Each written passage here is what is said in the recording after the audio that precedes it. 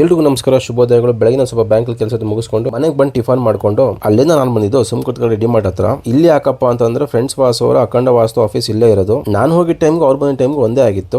ಅಖಂಡ ವಾಸ್ತು ಕಡೆಯಿಂದ ಫ್ರೆಂಡ್ಸ್ ವಾಸು ಅವ್ರು ಕೊಡ್ತಿರೋ ವಾಸ್ತು ಟಿಪ್ಸ್ಗೆ ಜನದ ರೆಸ್ಪಾನ್ಸ್ ಕೂಡ ತುಂಬಾ ಚೆನ್ನಾಗಿತ್ತು. ಅದಕ್ಕೆ ಇನ್ನೂ ಅಷ್ಟು ಕಂಟೆಂಟ್ ಶೂಟ್ ಮಾಡೋಣ ಅಂತ ಬಂದಿದೆ. ಕಂಟೆಂಟ್ ಶೂಟ್ ಮಾಡಿ ಮುಗಿಸೋ ಅಷ್ಟೊತ್ತಿಗೆ ಸಂಜೆ ಆಗಿತ್ತು. ಕೆಳಗಡೆ ಮಲ್ಟಿಪ್ಲೆಕ್ಸ್ ಇತ್ತಲ್ಲ ಅಂತ ಫಿಲಮ್ ಹೋಗಿ ತುಂಬಾ ದಿನಗಳೇ ಆಗಿತ್ತು. ಹಾಗೆ ಕೆಳಗಡೆ ಮಿರಾ ಸಿನಿಮಾಸ್ ಇದೆ, ಹಾಗೆ ಜೂನಿಯರ್ ಫಿಲಮ್ ಅಂತ ಚೆನ್ನಾಗಿದೆ ಅಂತ ಹೇಳ್ತೀವಿ. ಅದಕ್ಕೆ ನಾವು ಒಂದು ನೋಡ್ಕೊಂಬೋಣ ಅಂತ ಹೋಗಿದ್ದೆ. ನಾನು ಥಿಯೇಟರ್ ಹೋಗಿ ಫಿಲಮ್ ನೋಡಿ ತುಂಬಾ ದಿವಸ ಆಗಿತ್ತು. ಈಗ ಮಟ್ಟಿಗೆ ಒಂದು ಒಳ್ಳೆ ಫಿಲಮ್ ಅಂತ ಹೇಳ್ಬೋದು ನಮ್ಮ ಕನ್ನಡ ಇಂಡಸ್ಟ್ರಿಗೆ. ಎಲ್ಲ ಆರ್ಟಿಸ್ಟ್ಗಳು ತುಂಬಾ ಚೆನ್ನಾಗಿ ಆಕ್ಟ್ ಮಾಡಿದ್ದಾರೆ. ಎಸ್ಪೆಷಲಿ ರವಿಚಂದ್ರನ್ ಸರ್ ತಂದೆ ಪಾತ್ರ ತುಂಬಾ ಚೆನ್ನಾಗಿ ನಿರ್ವಹಿಸಿದ್ದಾರೆ. ಎಸ್ಪೆಷಲಿ ಹೀರೋ ಬಗ್ಗೆ ಹೇಳಬೇಕು ಅಂತಂದ್ರೆ ಡೆಬ್ಯೂಟ್ ಫಿಲಮ್ ಅದು ತುಂಬಾ ಎಕ್ಸ್ಪೀರಿಯನ್ಸ್ ಆಕ್ಟ್ ಮಾಡಿದ್ದಾರೆ. ಹೀರೋಯಿನ್ ಸ್ಟೀಲ್ ಬಗ್ಗೆ ಹೇಳಂಗೆ ಇಲ್ಲ, ಆಕ್ಟಿಂಗ್ ಡ್ಯಾನ್ಸಿಂಗ್ ಎಲ್ಲ ಸೂಪರ್ ಆಗಿ ಮಾಡಿದ್ದಾರೆ. ಈ ಮಲ್ಟಿಪ್ಲೆಕ್ಸ್ ಅಡ್ವರ್ಟೈಸ್ಮೆಂಟ್ ಗಳಾಕಿ ಟ್ರೈಲರ್ ಗಳಾಕಿ ಓಡಿಸಿ ಫಿಲಮೇ ಉದ್ದ ಮಾಡ್ತಾರೆ. ಎಲ್ಲ ಮುಗಿಸೋ ಆಚೆ ಬರೋಷ್ಟು 10 ಗಂಟೆ ಆಗಿತ್ತು. ನಿಮಗೆ ಸ್ಟೋರಿ ಟೈಲ್ ಸ್ವಲ್ಪ ಕಾಮನ್ ಅನ್ಸಿದ್ರು ಫಿಲಮ್ ಮಾತ್ರ ನೀಟ್ ಆಗಿದೆ, ಎಲ್ಲೂ ಬೋರ್ ಆಗಲ್ಲ. ಸ್ಟೋರಿ, ಸ್ಕ್ರೀನ್ ಪ್ಲೇ, ಸಿನಿಮಾಟೋಗ್ರಫಿ ಒಂದ್ ಕಡೆ ಎಲ್ಲಾನು ಚೆನ್ನಾಗಿದೆ. ಕನ್ನಡ ಸಿನಿಮಾ ಉಳಿಬೇಕು, ಮಾಡಬೇಕು, ಇನ್ನು ಮುಂದಕ್ಕೆ ಒಳ್ಳೊಳ್ಳೆ ಫಿಲಮ್ಗಳು ಬರಬೇಕು ಅಂತಂದ್ರೆ ದಯವಿಟ್ಟು ಹೋಗಿ ಫಿಲಮ್ನ ನೋಡಿ. ನಮ್ಮ ಕನ್ನಡ ಸಿನಿಮಾಗಳನ್ನ ಥಿಯೇಟರ್ಗೆ ಹೋಗಿ ನೋಡಿ ಬೆಳೆಸಿ. ಮನೆಗೆ ಬಂದು ಒಂದು ಒಳ್ಳೆ ಮುದ್ದೆ ಊಟ ಮಾಡಿದೆ. ಇವತ್ತಿನ ಕತೆ